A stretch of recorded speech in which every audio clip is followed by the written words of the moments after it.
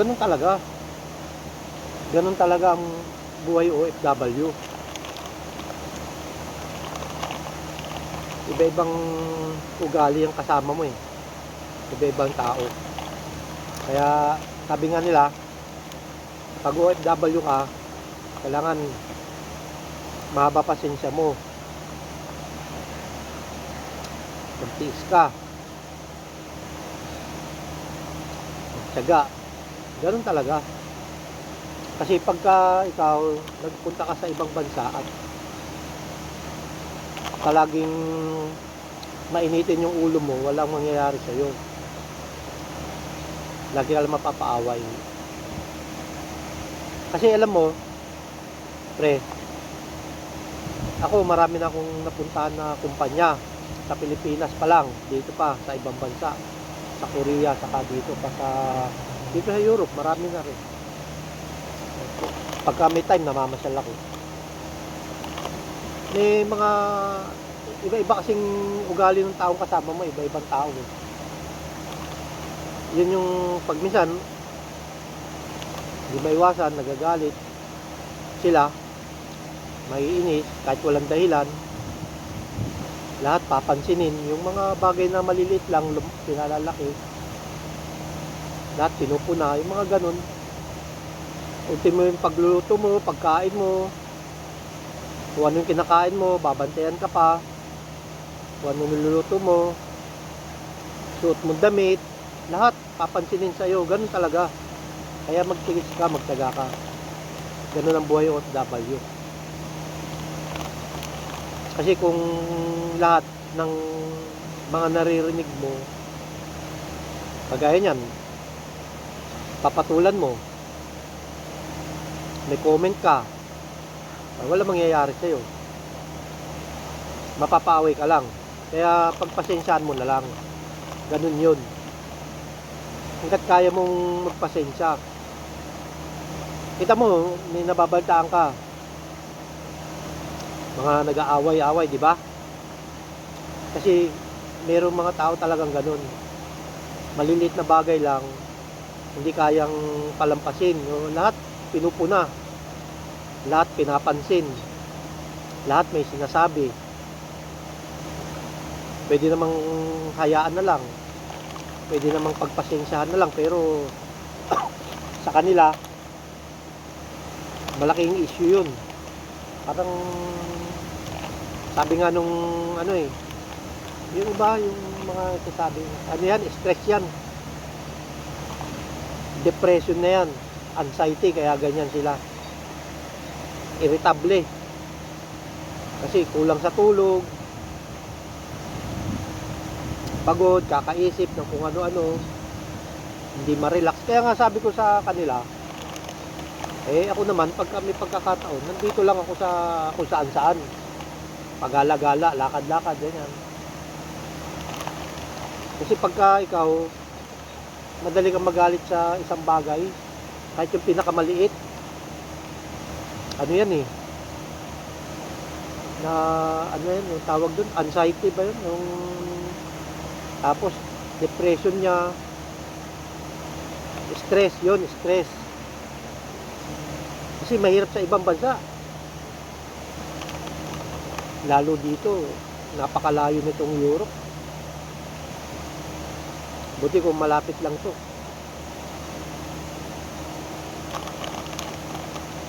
Kaya nga sabi ko sa iyo, pagka nag-apply ka, dapat handa ka na sa lahat ng bagay.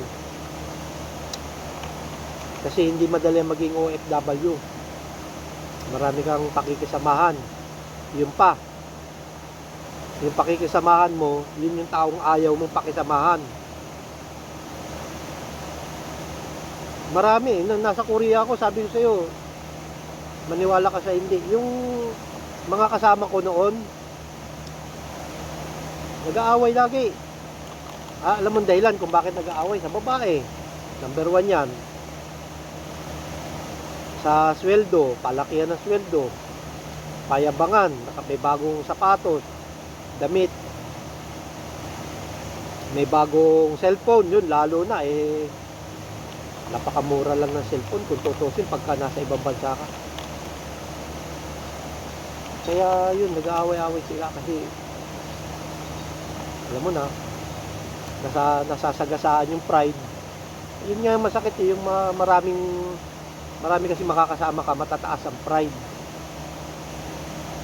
Yung ayaw masapawan, yun yung mahirap pakisamahan. Yung konting bagay lang, ayaw pakisamahan. Gusto nila sila yung pakikinggan, ayaw nila makinig. Sila lang yung magtatanong, ayaw nilang tinatanong sila. May mga ganun. Kaya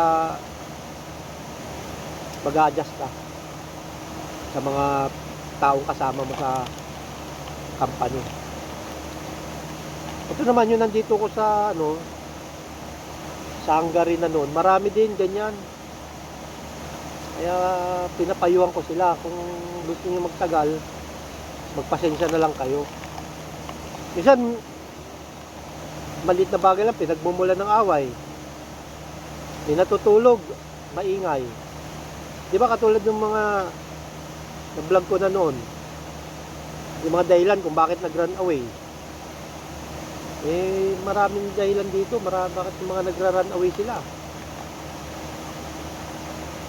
May nag-uwi ng babae, may nag-uwi ng lalaki, may nag-uwi si babae, may inuwing lalaki, si lalaki, may inuwing babae. Inuman, maingay. May natutulog na, maingay pa. Wala pakialam sa kasama. Mga ganong bagay. Kailangan ano mo yun. Kasi pag hindi mo yun kayang magpasensyahan, hindi ka magpagpapasensya, wala. Papaaway ka lang. Marami dito, mambibisit talaga. Kung ano mga sasabihin sa'yo, hanggang sa may pipikon ka, mga ganun. Kaya marami nag-aaway dito eh. Ito lang yung nakaraan. Kaya baka pumunta, hindi ko matandaan yung company nung isa. Mga nakasabay ko sa bus. Mga nag-aaway. Simpleng bagay lang, mga pinag-aawayan nila. Kasi may mga tao talagang ganun, yung lahat pinupuna, lahat pinapansin, yung marinig lang, may comment na, may mga sinasabi agad. Kumbaga nakikinig sila sa sinasabi mo, pero nakikinig sila para sagutin yung mga sinasabi mo lahat. Dapat makinig ka muna, unawain mo, pagpasensyahan mo. Hayaan mo na, palampasin mo na lang yung mga ganun. Kaso hindi. Lahat pinupuna, lahat pinapansin. Kaya, ganun talaga ang buhay OFW. Kaya sabi ko sa kanila, pagka may pagkakataon kayo, mamasyal kayo, kahit dito lang sa paligid. Malaki to dito, ang ganda dito, sa lugar na punta namin.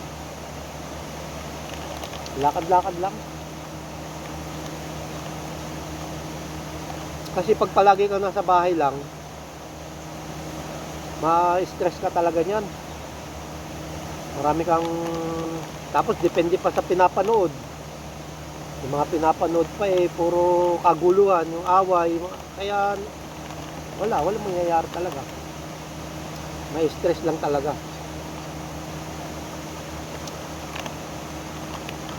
Naubos ko na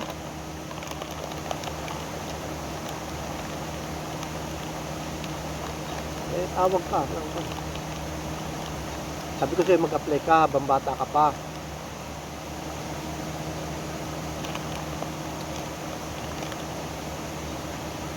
Alam mo, yung tungkol sa ipon, hindi na dapat sinasabi yan. O magkano nang naipon mo, ano yung naipundar mo. Pag uwi mo sa Pilipinas, yan, mga tatanungin sa iyan.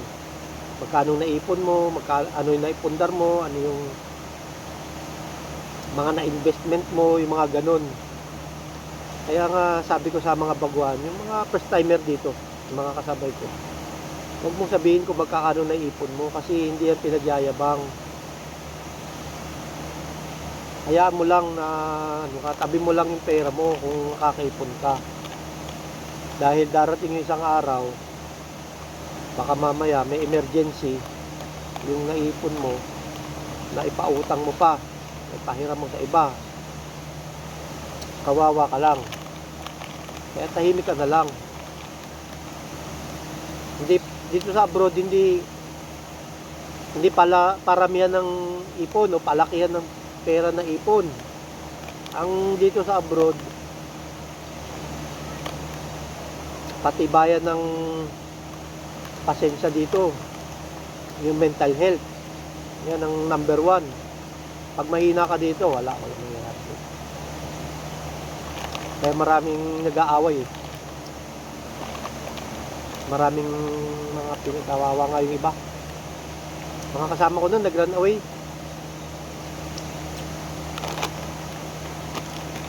Kasi may mga kasama sila na magulo. Yun nga, yung makikisama ka sa ayaw mong pakisamahan, normal yun.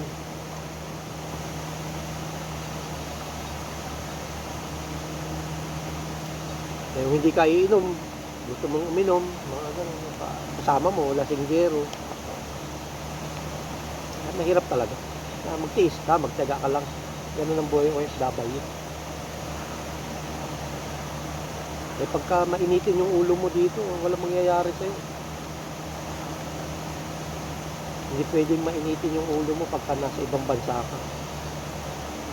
Yung lahat na lang may sasabihin ka, pupunahin mo. Hindi pwede yung ganun. Kasi yung mga tao na kasama mo, yan natatandaan mo. Marami kang kasama, barkada, akala mo okay yun. Pero huwag kang magtitiwala sa ganun. Alam mo kung bakit? Kasi darating yung isang araw, pag may problema ka, hindi mo alam. Ikaw pa yung sisisihin. Pagtatawanan ka lang. Kasi mayabang ka. Mga ganun. Kaya hindi pwedeng hindi pwede yung lahat pinupuna mo na yung pwede mong palampasin na lang pagpasensya mo. Yung karamihan kasi mga ganun. Sa abroad kasi kung sino pa yung mga first timer, sila pa yung maangas. Yung akala mo matagal na sila sa ibang bansa. Yung akala mo sila na yung mga pinakamaraming naranasan na hirap o sarap ng buhay sa ibang bansa. Pero bago pa lang sila. Kaya nga natatawa na nga lang ako eh. Samantalang ako, sabi ko, 6 na taon na ako sa ibang bansa. Sabi ko, minsan hindi ko pa naranasan yung mga ganyan. Nahimik na lang. Lalo na nasa Korea ako.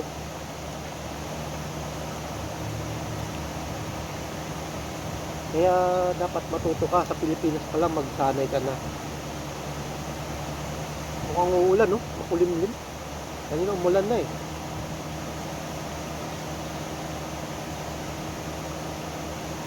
Sige, pre. Sige, mamaya na lang ulit.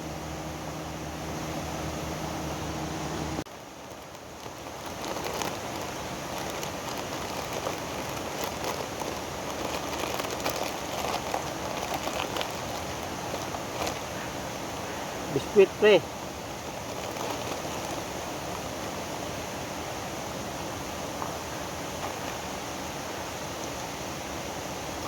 Gutom.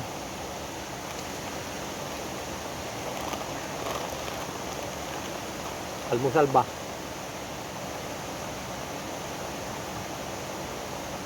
Ang daming pato naglalakad. Hindi naman pwedeng hulihin yung mga yan. Bawal.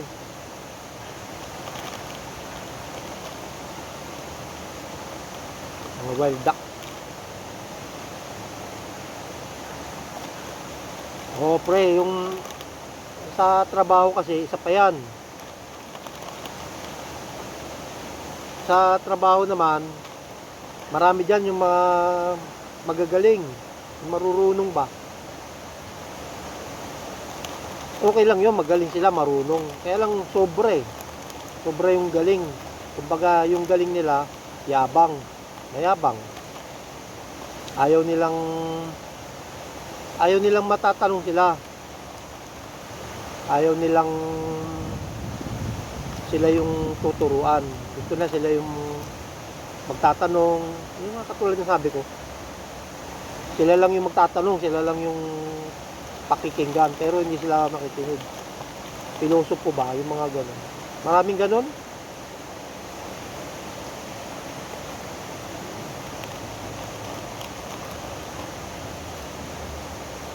Kaya marami nag-aaway na mga Pilipino sa pagdating sa ibang bansa. So, di ba yung natatanda mo yung sa Korea, di ba? Ang dami doon. Kasi karamihan doon mga first timer sa Korea. Hindi mawawala yung kahit saan. Lalo na pagka may babae. Yan, ang isa sa number 1 na pinag-aawayan. Katulad ng sinabi ko sa iyo kanina. Nag-aaway dahil sa babae. Yan, ganyan. Maraming ganyan. Kaya, pagka ikaw tawag dito, wala kang pasensya, wala. Ang mangyayari sa'yo, hayaan mo lang sila.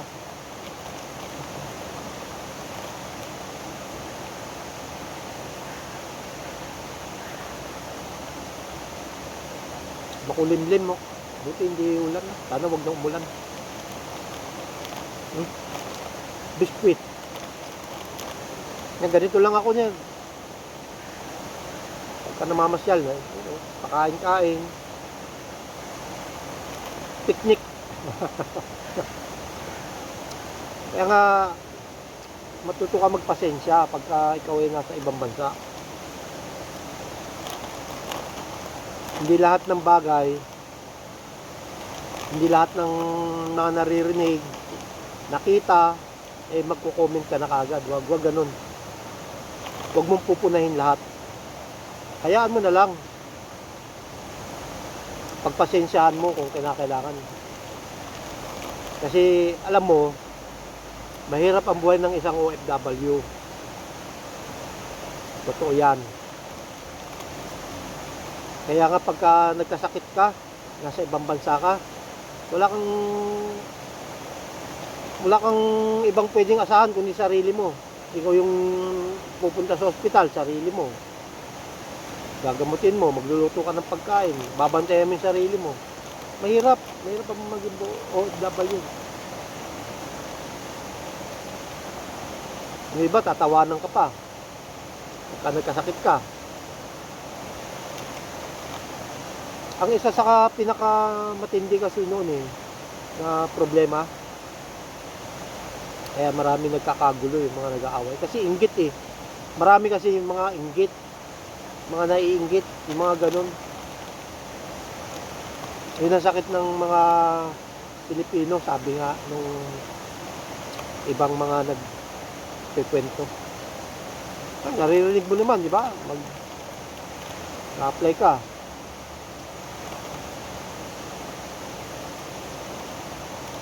Kaya ganun talaga.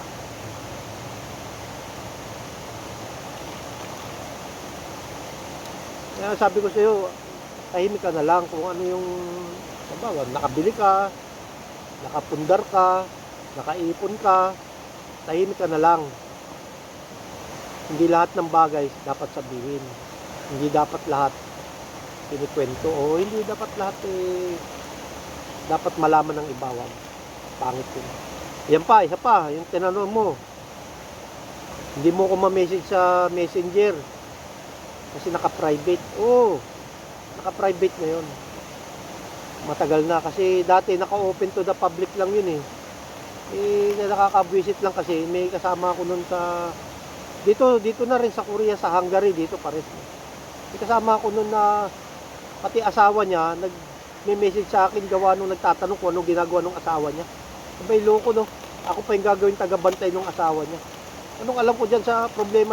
Kaya hindi ko hindi naman ako marunong sa mga ganyan Kaya inaral ko, paano kaya to para hindi ma-message? Hindi ko naman to friend sa Facebook, pero nami-message ako. Kaya ganon. Nung malaman ko, ginawa kong private na lang. Kaya hindi na ako nami-message nung pagka hindi ako na kailangan i-message kita para ma-message mo ko. Pero pag hindi kita mini-message, hindi mo ko mami-message. Ganun pala yun.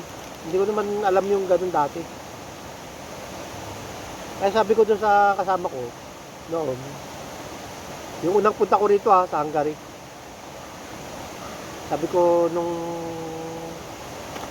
pre, nag-message yung asawa mo, nagtatanong kung anong ginagawa mo ba. Hindi ko naman kilala yung asawa mo, hindi naman kita kilala ng personal. Dito na lang kita nakita dito kita nakilala na.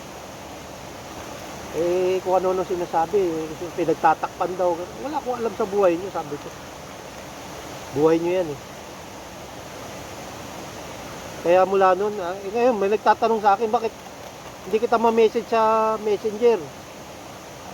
Isa lang ibig sabihin nun. Ayoko nang tumanggap ng kung sino-sino. May WhatsApp nga WhatsApp. Kaya hindi ko na ginagamit. Wala namang ano yan May stress lang ako dyan sa mga ganyan.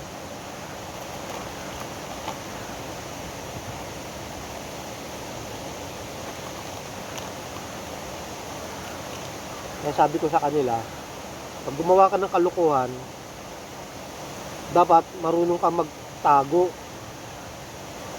Hindi yung pagkakaroon ng mga babae, mga chicks, mga dito kasi kabit sabi niya, gano'n, kabit ganyan. Hindi naman pinagyayabang yun Karamihan sa mga ganyan, nabubulilyaso, kakaproblema. Kalukuhan yun.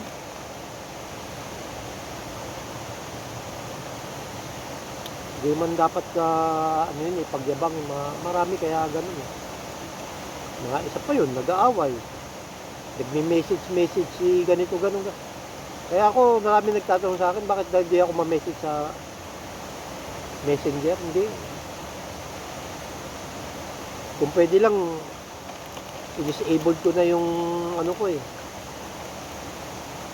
Yung hindi lang dahil pang contact din sa Pilipinas Kaya naka-private yun, yung ko. Hindi mo ko mami-message. Kailangan i-message kita bago mo ko ma-message. Hindi ko binibigay yung ko, Facebook page.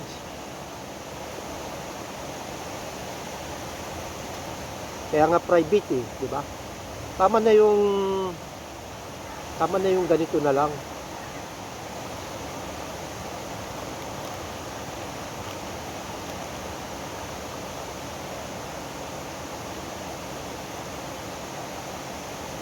Mahina yung signal mo, pre.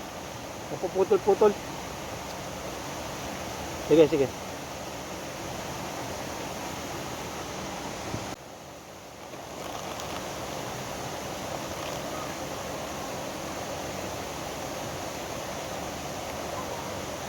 Alam mo, pre,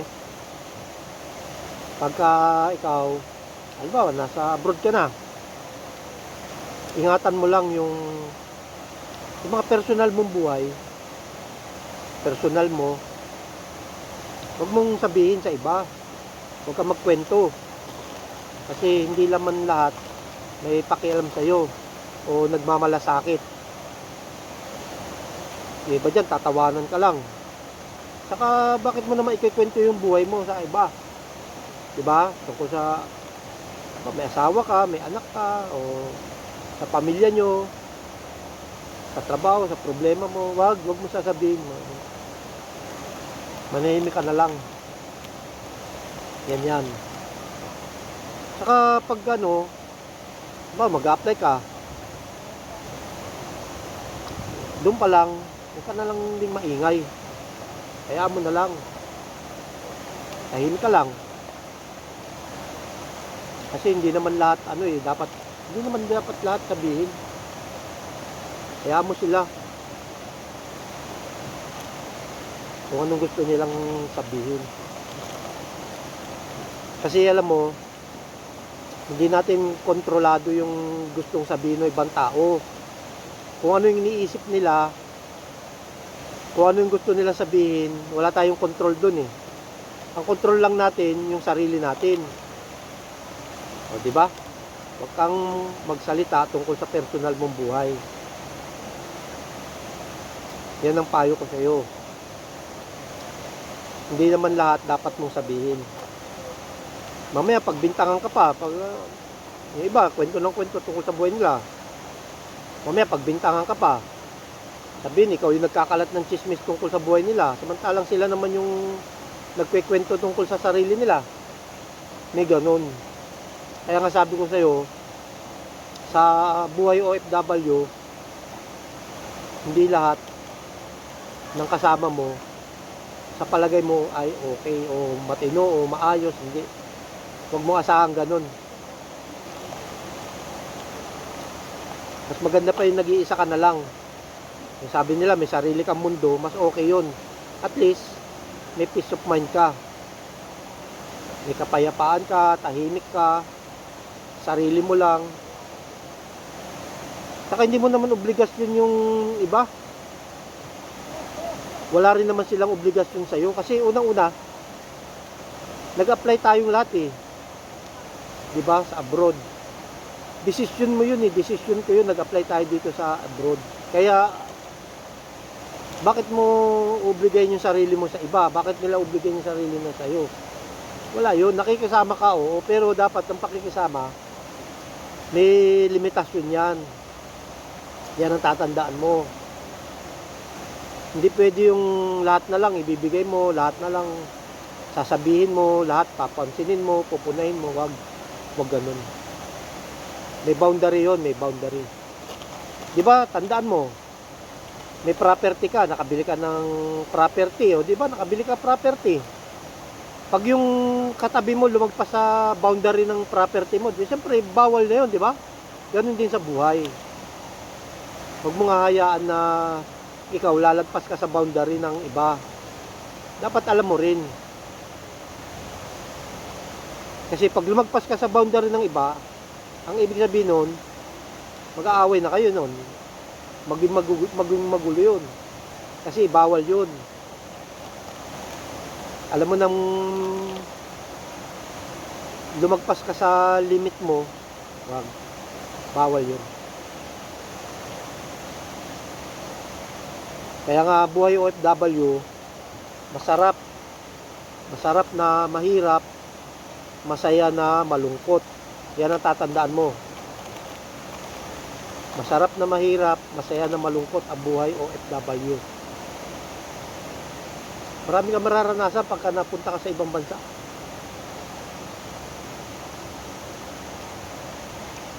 Ang tunay na malakas, yung talagang malakas, yung kayang mag-isa. Pero pag hindi mo kaya mag-isa, lagi kang nakadepende sa iba, lagi kami kasama, wala, mahina yun. Yung palaging may sinasabi sa iba, yung napupuna, pinapansin yung sinasabi ng iba, may comment, wala, mahina yun. Tahimik ka na lang. Ganyan ang buhay OFW. Hindi pwede yung nakita mo, pupunahin mo, wag. Di ba sabi nga sa ROTC noon, di ba, pare, sabi sa atin, what you see, what you hear, when you live it here. O, kung ano nakita mo lang. Kung ano narinig mo lang. Pag umalis ka, iwanan mo na doon. Ganun yun. Ganyan dito sa ibang bansa. Sabi ko sa'yo, sa Korea, may kasama kami. Palaging maingay. Kesyo maaga kayo mapapauwi. Hindi kayo nag-overtime. Baka pauwiin kayo. Hindi kayo i-renew ng amo nyo. Marami. Lahat pinupuna. Pinapansin. Sabi ko sa kanya, huwag ka magsalita ng tapos kasi baka mamaya ikaw yung maunang umuwi. Ayun, umuwi nga na mauna. Diba? Nakwento ko na sa'yo dati yun. Wala pa kaming 3 buwan noon sa Korea. Umuwi yun. Maagang umuwi. Kasi Ano bang ginawa niya nun? Parang nag-arrowbite. Yung arrowbite kasi yung parang nagtrabaho siya sa ibang kumpanya. Halimbawa, itong kumpanya niya, walang pasok. Pumasok siya sa ibang kumpanya. Yung ganun. Tapos, naipit yung daliri niya sa makina. Nagalit yung amo niya. Kaya ang nangyari, pinauwi siya. Hindi siya tinulungan. Kasi bawal yun eh. Bawal talaga yun. Kaya natatandaan mo. Kung ano yung nakita mo sa iba, kung ano yung narinig mo sa iba, hayaan mo na. Pagpasensyahan mo na lang. Pag hindi mo gusto, pagpasensyahan mo. At least walang gulo, di ba? Hindi lahat ng bagay pinupuna, hindi lahat ng bagay pinapansin. Hindi lahat dapat may sasabihin ka. Yan ang number 1 na tatandaan mo. Kasi darating at darating isang araw pagka hindi mo binago yung ugali mo, mapapaaway ka. Kawawa ka lang. Kasi hindi mo kilala yung mga tao na sa paligid mo. Dahil lahat ng tao na sa paligid mo, lahat tayo may pinagdadaanan na hindi natin alam. Hindi mo alam kung anong bigat ng problema nila. Bakit kaya tahimik si ganito? Hayaan mo siya maging tahimik siya. Gusto niya mag-isa, hayaan mo siya. Buhay niya yun eh. Huwag mo siyang pakialaman. Kasi pag pumasok ka doon sa lugar na katulad noon, yung lumagpas ka sa boundary, alam mo ng tahimik, pinakialamanan mo, ginulo mo. Alam mo na nag-iisa, ginulo mo. Baka mapaaway ka lang, hayaan mo lang siya. Maraming kasing ganun, pakialamero. Yung gusto nila sila lagi yung napupuna. Kaya yan, sabi ko sa'yo, yan ang payo ko sa'yo. Kaya mo na lang. Sabi ko sa'yo, ako, tagal ko na sa ibang bansa, ang dami ko ng bansa na puntahan. Diba? Yung iba, first timer pa lang, pero akala mo umangas, akala mo sila na yung pinakamatatagal sa abroad. First timer pa lang yun ha. Pero akala mo lahat alam na nila. Wala yun, walang ano yun. Mahinang klase yung mga ganun. Kumbaga, yun ang epekto ng ano yun eh, yung konting bagay lang lahat pinapatulan. Stress yun eh, mga ganun eh. Irritable, yung mga irritable agad. Konting bagay lang, naiirita na. May ano yun, ewan ko ba, bakit? Sabi ko nga, bakit kaya nakapasa sa psychological test? Ang hirap kaya ng psychological test dito pag nag-apply ka sa abroad. May mga bumabagsak dyan. May pending. Ayun pa, isa pa, yung usapang pending ha. Pag ikaw mag-apply sa abroad, ingatan mo yung sarili mo. Alam mo nang may high blood ka, iwasan mo muna yung mga bawal. Alam mo nang diabetic ka. May iba nga, may gout. Kailangan laylo ka lang. Huwag yung sobra-sobra. Kasama namin nun dati sa unang company ko rito sa Hungary. Di ba, nakita mo naman yung video, yung sumama sa akin na nagbibideo kami. Sabi niya, pre, videoan mo nga ako. Yung lakad niya, halos hilain niya yung paa niya eh. Hindi niya nakaya kasi may gout. Bago umuwi sa Pilipinas yun. Talagang ano talaga. Lakas pa nung dito kasi sa Hungary, dito sa Europe, no? Kahit saan dito, kaya-kaya mong bumili ng masasarap na alak. Napakamahal na alak sa Pilipinas. Pero dito, mura lang, kaya mong bilhin. Kaya pagka hindi mo iningatan yung sarili mo, talagang magkakasakit ka nga talaga.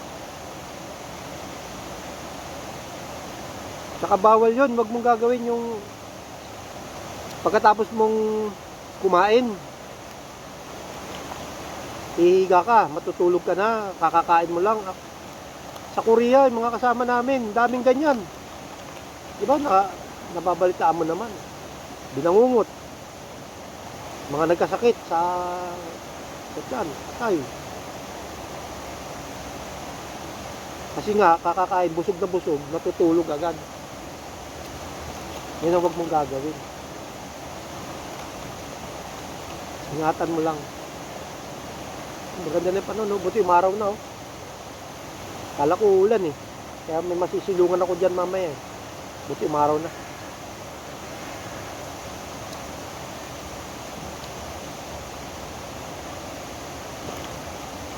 Kaya pagka mag-a-apply ka, siguraduhin mo lang na physically fit ka. Hindi lang physically fit, mentally fit pa.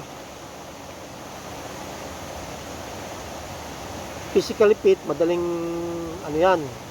Pero yung mentally fit, medyo 50-50. Maraming ganyan. Kalaban ng OFW, number 1, stress. Number 2, anxiety. Number 3, depression. Yan yung tatlo na kalaban mo. Ang pang-apat, ayan na, yung sakit mo, kalusugan mo na. Yung panlima, pera. Pag wala kang pera, dahil magastos ka at marami kang bisyo, sugal, alak, babae, barkada, ay talagang yan ang talaga. Yan ang buhay OFW, okay? Sabi ko sa iyo eh. Basta lahat na sinabi ko sa iyo, pakinggan mo lang. Yan ay payo, kaibigan ko lang sa iyo. Mag-apply ka habang bata ka pa. Ako nga eh, alam mo naman, di ba? Oh. Ayan o, pinapakita ko sa iyo, operado yan. Aksidente ako nun. Bali yan, hindi yan diretso. Kala ko nga, puputulin to noon eh. Dahil aksidente, yung konduktor ako noon sa Victory. Bumangga yung bus namin, di ba? Daming namatay noon, 13. Yung pasahero ko patay, pati driver ko. Paulit-ulit ko sinasabi yan. Ilang video ko na ito sa vlog. Di ba? Pagka may gusto kang apply sa abroad, mag-apply ka lang. Ako, operado ako. Tenga ko, operado yan. Pero nandito ako sa Hungary. Nakarating pa ako ng Korea. Marami pa akong bansa na puntahan dito sa Europe. At isa pa, kung may sakit ka, dati may sakit ka na pulmonary tuberculosis, may peklat, mag-apply ka pa rin. Basta magaling na, hindi na siya active, mag-apply ka pa rin. Kasi ako may ganyan, kata mo, nandito ako. Pwede yan. Basta ingatan mo lang na hindi na maging active. Ako nga eh, hindi naman ako naninigarilyo. Hindi naman ako palainom. Hindi naman ako lasinggero, hindi ako naninigarilyo. Pero nagkasakit ako ng pulmonary TB kasi nakakahawa pala yun. Eh, alam mo naman na noon, nung panahon na, di ba, walang trabaho. Eh, di ba nga, balasador ako ng sakla noon. Nagbalasa ako ng sakla. Muntik akong kuyugin ng mga adik doon dahil hindi sila makatama eh. Kala nila, kinakasak ko yung baraha. Eh, parehas naman yung napag-initan. Di ba, balasador ako ng sakla doon. Dami na akong trabaho na pasukan. Balasador akong sakla, janitor, tagalinis ng kubeta, tagawalis ng paligid sa mga duty free. Utility yun. Factory worker, conductor, laborer, cleaner, marami na. Ganun talaga yung buhay. Kaya nga sabi ko, pag buhay OFW, nasa ibang bansa, mayabang na, hindi. Hindi nyo lang alam kung gaano kahirap yung pinagdaanan ng isang katulad ko na naging OFW, nakarating sa iba't ibang bansa, maraming bansa. Bago ko nakarating, marami na akong hirap na pinagdaanan. Di ba? Kaya nga kinikwento ko sa iyo eh. Gusto ko kasi matuto ka. Para malaman mo kasi bata ka pa. Katulad mo rin ako noon. Parang wala na akong pag-asa. Pero Sinubukan ko lang. Subukan mo lang. Marami namang agency sa Pilipinas. Malay mo. Di ba? Malay mo, may mapuntahan ka. At yung pupuntahan mo, nagbago yung buhay mo. Mga ganun. Kailangan positive ka lang. Kaya maraming ano sa buhay, maraming pagsubok ba.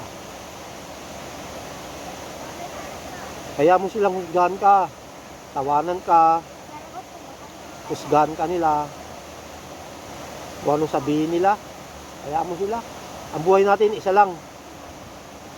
Huwag mo sayangin yun dahil sa kaguluhan, kalukuhan yun. Layuan mo sila, huwag ka makisama sa kanila, yung mga bagay na iniinsulto ka, o kahit anong aya mo sa kanila o aya nila sa'yo, huwag kang sumama sa kanila. Huwag kang makisama sa kanila na ano. Kung gusto nilang makasama ka, dapat sila marunong silang makisama rin sa'yo. Marunong silang umintindi, umunawa, irespeto ka. Pero pag hindi ka nila kayang intindihin at irespeto, unawain, wag. Feeling nila sila magaling, hayaan mo sila yung magaling eh. Feeling nila sila yung laging bida na sila yung marunong, yung hayaan mo lang sila, hayaan mo sila. Basta ikaw, wala kang inaapakan. Wala kang sinasagasaan tao, di mo sila sinasaktan. Wala kang sinasabing masama sa kanila. Kaya mo silang unawain, intindihin mo na sila, hayaan mo na sila. Kasi karamihan kasi kaya ganun. Immature yun eh, kulang pa sila sa briefing sa buhay. Immature pa sila, yung isip nila hindi pa advance. Kaya ganun. Intindihin mo na lang sila. Dito sa abroad, mahirap. Maraming pinagdadaanan ng buhay ang mga OFW. Lumalaban para sa sarili, sa pamilya. Diba? Pamilya, asawa, anak, mga ganun ba? Sa kinabukasan, sa pangarap.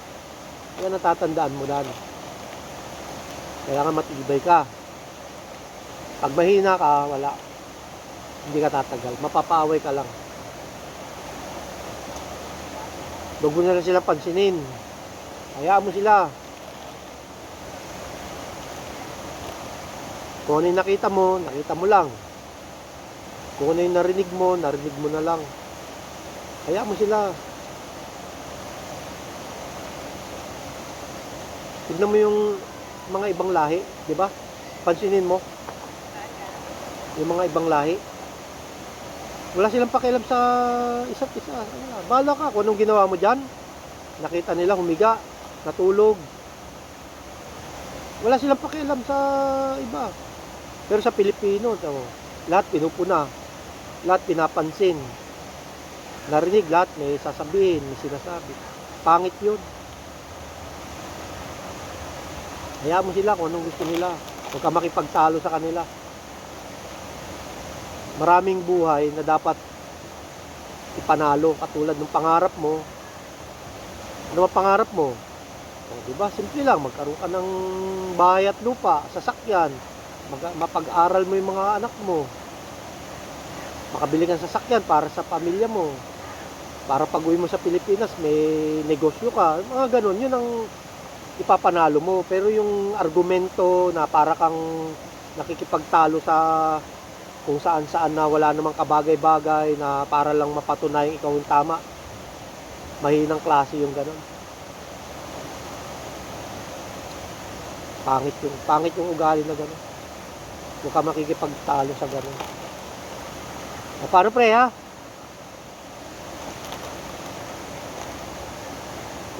Yung usapan natin binidyo ko. Alam mo na. Para i-post ko sa YouTube ha. Panoorin mo ha. Natatawa nga ako, alam mo maraming nanonood sa YouTube ko, hindi ko alam. Hindi ko naman pinopromote yung YouTube channel ko eh. Basta nakikita lang daw nila. Eh, di ko naman sinasabi na may YouTube channel ako. Kumbaga, katulad niyan, nag-usap tayo, katuwaan lang. Katuwaan na remembrance ba, yung mga ganun. Kung saan ako mapunta. Basta tandaan mo lang yung mga payo ko sa iyo. Apply ka lang. Try and try mo lang. Darating, parang nandiligaw ka. Lagi kang busted. Ayaw sa'yo ng babae. Okay lang yun. Huwag kang, hayaan mo siya. Marami dyan. Lipat ka. Kung ayaw sa'yo, lipat ka sa iba. Kung ayaw sa'yo ng kasama mo sa trabaho, lipat ka sa... Tatandaan mo, hindi lahat ayaw sa'yo. Minsan, kaya ayaw sa'yo, baka naiinggit lang yun, kaya ayaw sa'yo. Ganun lang yun eh. Tawanan mo na lang sila. Huwag mo silang patulan, huwag mo silang pansinin. Inggit lang yun. Kasi, meron kang nagagawa na gusto nilang gawin na hindi nila kayang gawin. Ganun yun. Marami silang gustong gawin na hindi nila kaya, pero ikaw, kaya mong gawin. Yung mga ganun bagay, naiinggit lang yun. Huwag mo silang patulan.